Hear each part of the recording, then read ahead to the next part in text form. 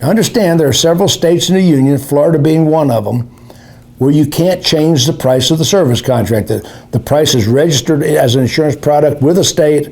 You can't change the price. The price is registered. You can't discount it. You can't raise the price. There's 2 or 3 states in the union, and I know Florida being one of them, where you can't tamper with the price. The price is set on the service contract, the parts and labor agreement.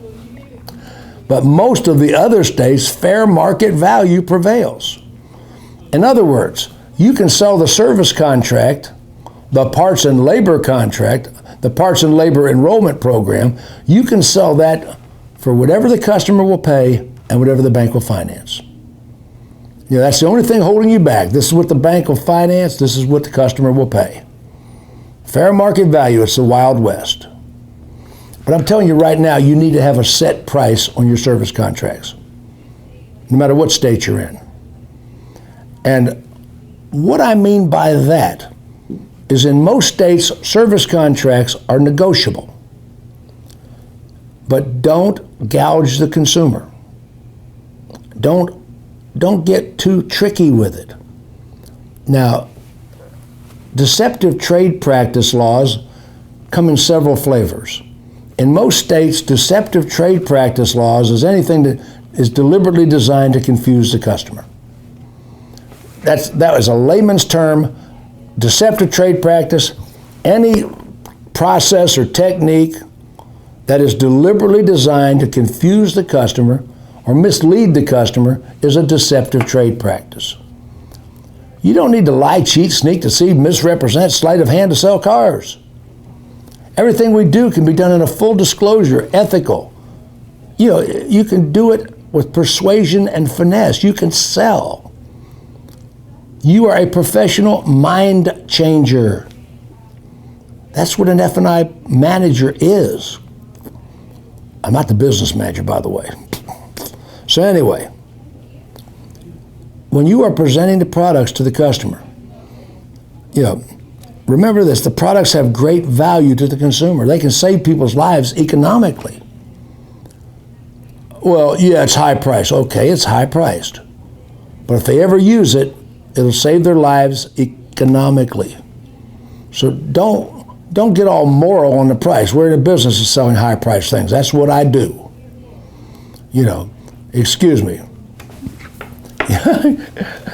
I was at a hotel this week, and when I was in the hotel, I looked at some of the food they were selling me. I said, I hope I don't chip my tooth on the gold nugget that must be hidden in here. Absolutely incredible what some of these people sell you things for that you could buy otherwise for a lot less money. Don't get all moral about the price of the stuff. But deceptive trade practices, anything that is discriminatory, anything that is prejudicial, anything that is exorbitant pricing, you know, it's okay to charge a fair premium, a high premium. That's perfectly legal. But if you start preying on people with prices far higher than the norm, that is a deceptive trade practice. So I like to have a set price on my service contracts. And in the states where you are allowed to mark them up, now bear in mind, check with your dealer association, talk to your dealer association attorney, what's legal in your state pricing wise. Most states are highly negotiable, extremely negotiable. But still in all, to avoid being a deceptive trade practice, I like to have a set markup procedure on my service contracts. And I know what you're thinking. You say, Mr. Ziegler, wait a minute. Our service contracts on every model of car are different. How do we have a set markup? Well, you can have a dollar amount or percentage. Now, I'm not price fixing by any means. I'm just going to give you some examples.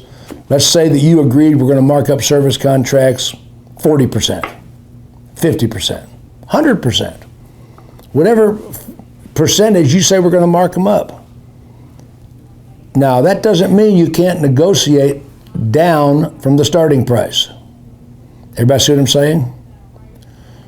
In a negotiable state, in states where service contracts are negotiable, you have a set starting price, but you can negotiate that down. You just can't raise it. You know, you can't be prejudicial. You can't be discriminatory. Examples of prejudicial and discriminatory is customer has bad credit, so I'm going to prey on them with a higher than usual price. Now, dealerships in California got prosecuted and managers went to jail for gouging on window edge. You know, charging $2,000 for window edge.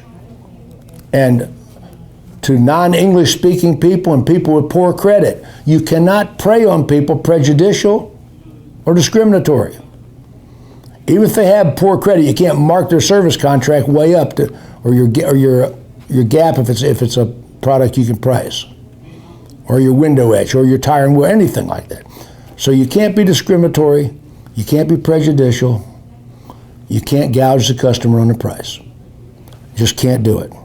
So I like to have a set price on my service contracts, a set pricing policy, percentage or dollar amount. We will mark up every service contract $800. I just threw that figure out there. I'm not price fixing at all, but we're going to mark up every service contract $400, $200, whatever figure you choose. But it's got to be uniform. So every customer non-discriminatorily gets the same presentation. And if they negotiate it down from there, well, then they're fortunate. So remember, deceptive trade practices. When I'm presenting the menu, what if you ever have you ever had a customer say to you, look, no matter what you do, I'm not buying any of that. No matter what you do, I'm not buying any of it. Okay, no problem. No problem, sir. I could give up. No, you don't say that. I'm joking with you. No, I'm not buying any of that. No problem, sir. My only job now is to be sure you fully understand this is a mandatory disclosure of your financial options. My only job now is to be sure you understand what these things will do, because you're going to be signing waivers, releases, and hold harmless agreements on those items that you've declined, agreed not to purchase, and you've agreed to self-insure. Self-insure? Yes, sir. Automobile, 15,000 high-tech component parts. Beyond the warranty period, any breakdown, you are self-insuring. Yeah, it's a pre-owned vehicle, sold as is. You know, anything beyond a 30-day 50-50, you're on your own. You self-insured. You know, however nicely, and I'm using a lot of humorous language here, but everybody I'm not going to say that to a consumer that abruptly, but you get what I'm saying. You know, Mr. Customer, you are self-insuring. Work that into the conversation. It is one of the strongest closes I ever invented. You know, a lot of things you do in F&I today, I directly invented. I've been doing the car business for 42 years, and over 35 of them at least I've been doing F&I. So what I'm telling you right now is a lot of things I invented have now become standard practice in the industry. Things you are taught in other F&I schools I invented before some of those people teaching you were born. Yeah, it's amazing. You know, your objective demeanor. Mr. Customer, this is the parts and labor agreement, 6 years, 100,000 miles, complete coverage. You know, it's our premium parts and labor agreement. This package includes enrollment in the 6-year, 100,000 mile program. It's provided by General Motors, provided by Ford, provided by Chrysler, provided by Toyota, provided by Honda. This is, if you're selling the factory brand. Now, personally, when I sell a service contract, I do not mind selling an independent service contract. I do it all day long, but morally, I want to sell one that is as good as the one offered by the manufacturer. I will not sell an inferior service contract. You know, I won't do it. I mean, I'd lose my job, but I wouldn't do it. I sell premium coverage, and one thing about a service contract, select the program you are going to sell them. Don't present the customer a bunch of other options. My friend Zig Ziglar, before he passed away, Zig Ziglar, I'm no relation to Zig, it just spelled our names differently, as a matter of fact.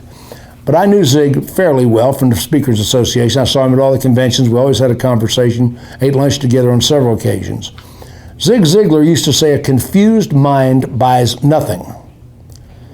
Don't present the customer 5 different options on the service contract. Well, we got the premium plan, we got the basic coverage, we got the powertrain, we got the standard plan. No, don't do all that.